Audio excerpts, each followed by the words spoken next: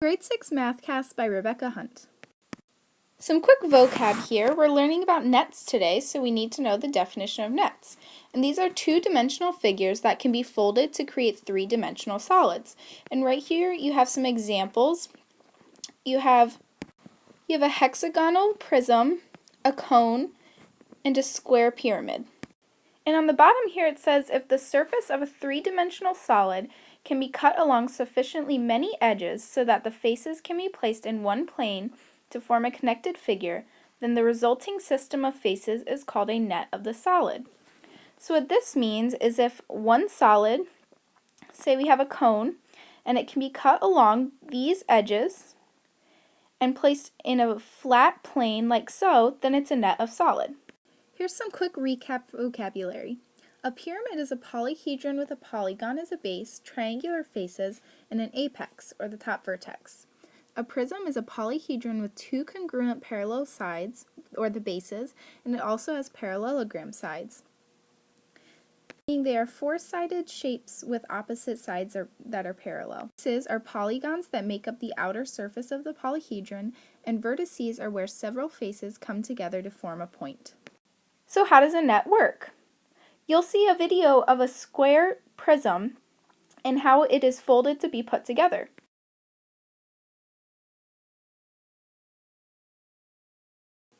Now that we know what nets are, we can do the exercises. It says match the net to the picture of the solid. So let's start with A. Let's look at some of the characteristics so we can match it to one of these solids on the right. First, we notice that A has two square bases. We also notice that it has four rectangular faces. So pause the video to choose which of these solids you think is the correct answer based on that. Did you get it right?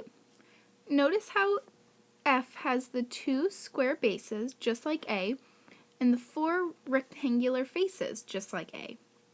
So let's move on to B.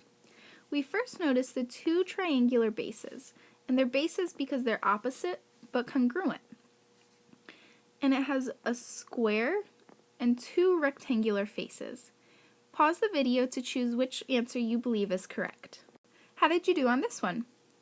Notice D has the two triangular pieces just like B, the two rectangular faces, and the square face as well.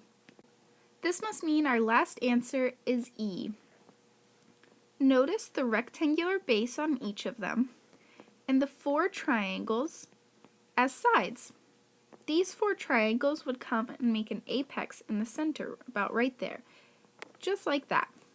Now we're going to be moving on to naming nets. The problem says, classify the solids as pyramids or prisms, name the base, and name the solid. So let's look at our first one right here. First, we have to decide if it's a pyramid or a prism. We know a pyramid has a base and triangle faces that come to meet at a center or an apex. And we know a prism is also a polyhedron with flat sides and a base and a top that are parallel and congruent. So this first one here looks like it's a pyramid because it has one rectangular base and triangular sides. And if we imagine this being put together, we can imagine all four of these triangles coming together at an apex. So we know that this is a pyramid. And the base right here is a rectangle. And so the whole solid's name is a rectangular pyramid. And here's a picture of what the net would look like if we folded it up together.